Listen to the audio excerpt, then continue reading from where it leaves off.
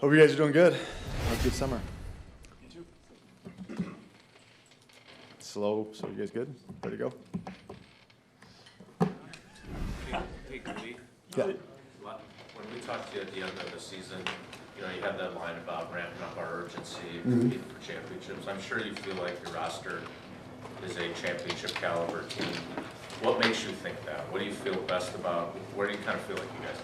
Well, I think we got a lot of talented guys in that room. I think, before you're a championship caliber team, you got to go through a lot, right? We're just, it's day one practice. So every year is a different year.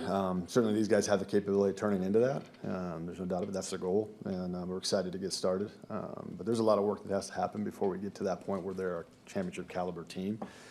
But I like the group. I like the way they work, the way they sacrifice. Certainly got great leadership in Matt. And, a lot of pieces that I think that can turn into that, but it's going to take time. Regarding that ramping up the sense of urgency, how have you seen that kind of play itself out in the off-season prep, if at all? Yeah, I know you guys made a lot about that comment. Really what that was about was I think, we have a lot of young players that have played a lot of football and they're very experienced. But us old guys that have been in this league for a long time understand the opportunities that you have in this league are not, you don't have a lot of them. And so the understanding of that, I think, takes a little time. And that's where I think the urgency thing for me is you got to understand what's in front of us. We got a really good football team, a capability of being there. You got to take advantage of that. People look at rosters and they talk about window of opportunity. And covering you, and it's like, no, we try to put a championship team out every year. Right. So the next thing would be figuring out how to win a game, right? Yeah, we've had a lot of regular season success, over the past 6-7 years or whatever. Won some division titles, made the playoffs. But it's really about, trying to get in the playoffs and move forward and accomplish what we're trying to accomplish. But you got to get there first, right? You can't skip the steps, right? So, I think we're in day one, and we're starting. And I think it's important that we don't skip the steps in trying to become a good football team. And Brian, how comforting is it that your right tackle is in the fold long term here? Yeah, no, we're very excited about that. I think not only for our football team, but for Zach and his family as well. Obviously, he's been an extremely reliable player and person since he's gotten here. For a fourth-round pick to come in, get the opportunity, earn the opportunities that he had early on. He's such a versatile player for us. He has the ability to play all over the line. Certainly, he's locked down that right tackle spot for the last couple of years and done such a good job for us. So I think that was important for the Packers to get that done, and excited for Zach and where he's going to go from here. Brian, in a world of carryover salary cap, what would be the benefit of taking Jair's cap hit this year rather than just letting it play out like it was supposed to?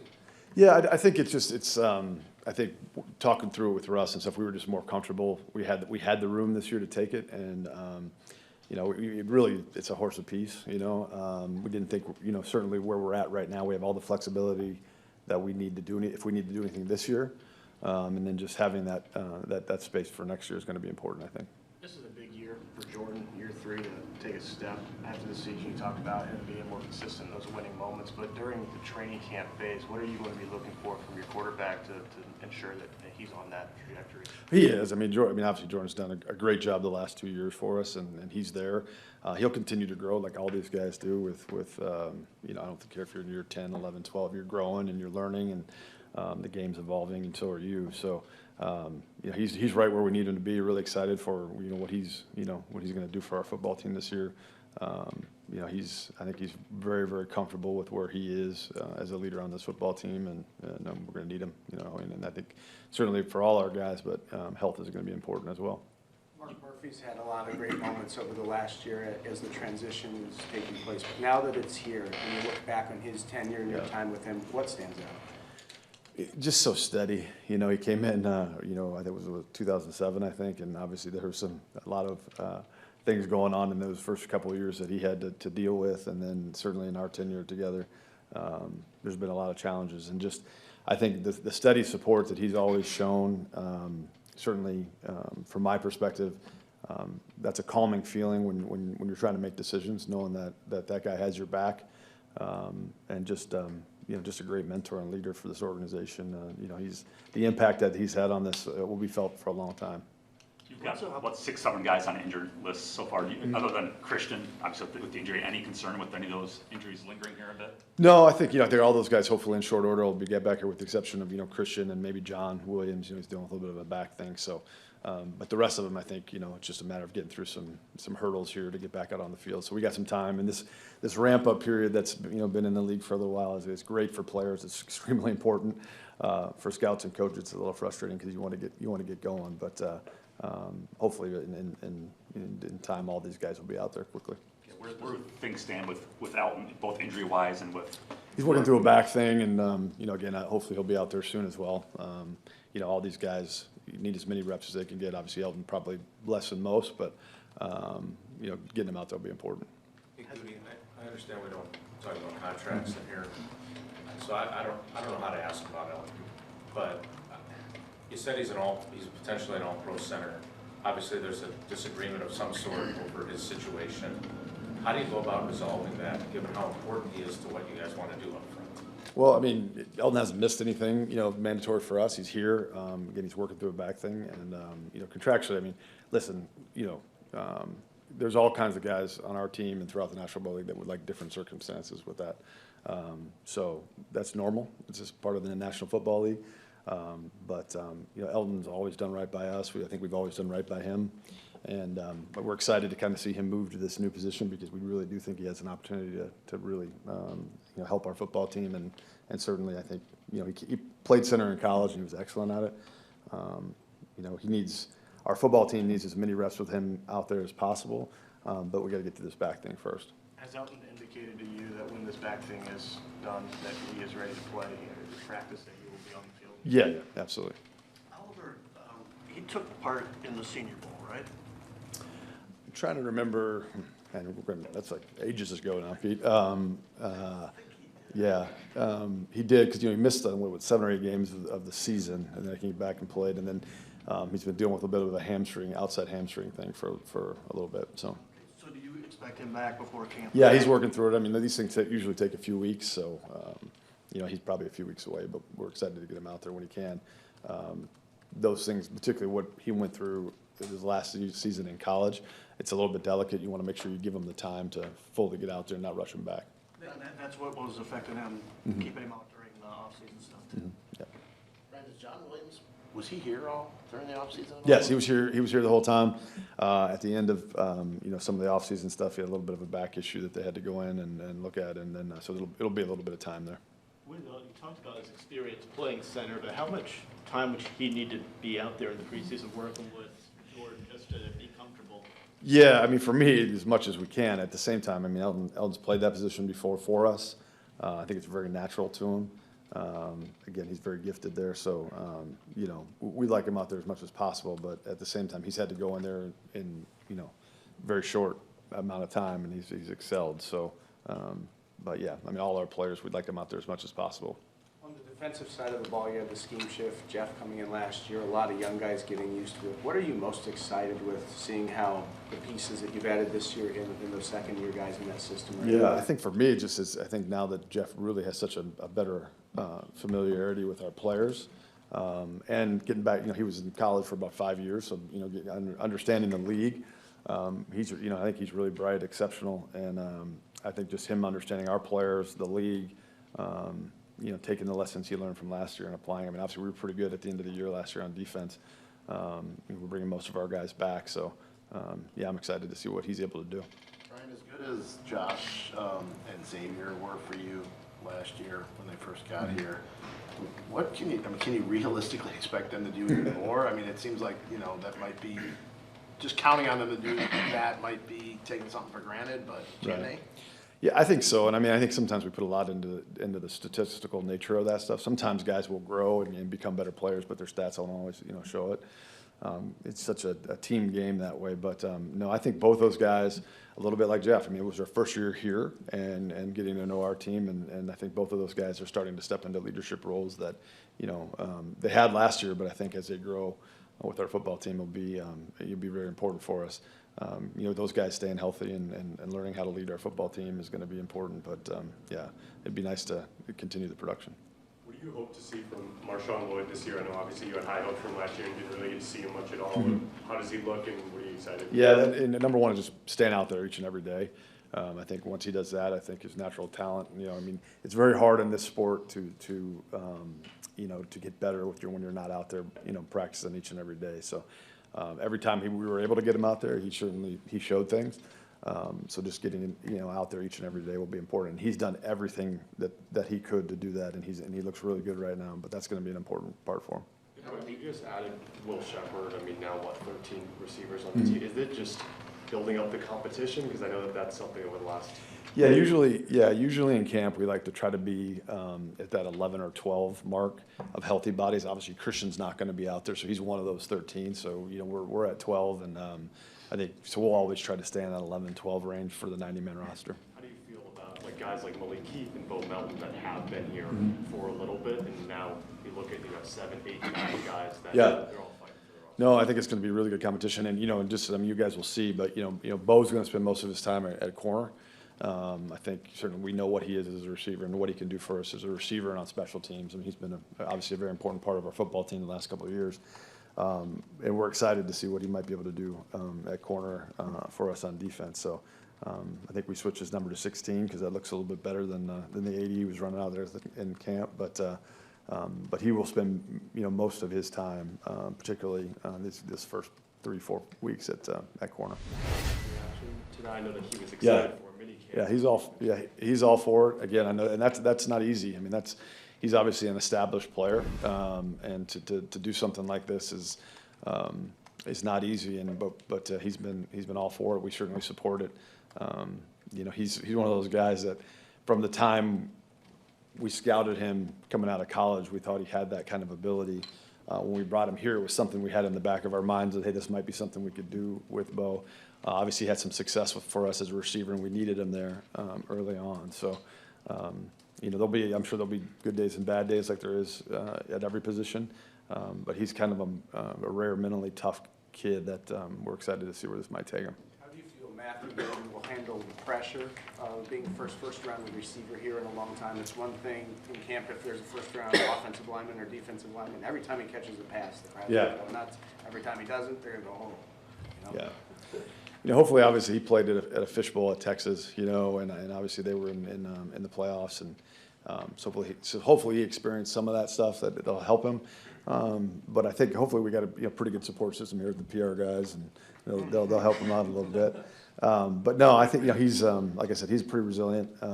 But yeah, that's part of the National Football League. That's part of getting used to playing in Green Bay, Wisconsin, and in the spotlight that's on this organization. So.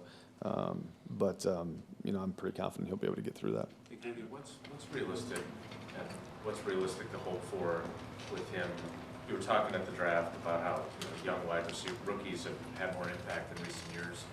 But with what you've got at wide receiver, what's realistic to hope for from him in his first year? Yeah, I think it's day to day, right? I think you really don't, for any of these guys that are coming in for their first, you don't know the opportunities that are going to be presented to themselves, to each player, and then they got to respond, right? So, but yeah, we think he's got a chance to certainly make an impact for our football team, and I think it's going to be a competitive group, and but again, we took him where we took him for a reason. So at the same time, he's a third-year college kid. He's 2 years at Houston, 1 year at Texas, but so far so good. How would you characterize kind of the competition at left tackle? Does Jordan Morgan have to do something, over the top to take Rashid out, or how would you characterize that? I think all these guys got to just go compete, and we're going to try to get the 5 best players out there. And there'll be a lot of things that come into factor. There'll be injuries that come into factor, with what we decide to do there. But Shido's started a lot of games there. He's got a lot of experience. So there's a comfort level there with him. I think Jordan in his time last year when he was playing at right guard, he played really, really well. But he had a really good spring. But it's an open competition. But certainly when you get 30-some starts under your belt, there's a comfort level there that something would have to overtake that, I would think. How's Christian's rehab process going? Great. He's a freak. So he did a run test the other day. Looked great. Again, it's an ACL and it's a second one, so we're going to take our time with it. I'm sure there's going to be a time where he's really pressing to get out there, but he's going great. What development do you want to see between year one and year two, between your two all-rookie players, Measure Cooper and Evan Williams? Say that again. Can you repeat What that? development do you want to see between year one and year two from Measure Cooper and Evan Williams? Yeah, I just think all the guys that are going into their second year, I think it's hopefully they're somewhere near their comfort zone with what we're doing offensively and defensively and special teams, and they can kind of let their talent just show, right? There's always a natural progression there, and not everybody hits that at the same time. But I think that we have some continuity, here, which is something that is really helpful, and hopefully those guys are going to get into that spot, and what Jeff and Sena are going to ask those guys to do, and they can we stop thinking and you just play. Brian, 50 years ago, Don Shula ran 4 days. 25 years ago, Mike Sherman had 51 practices. Right. Is it hard for you to, over the next month to see everything you need to put together the 53? Yeah, it's different. I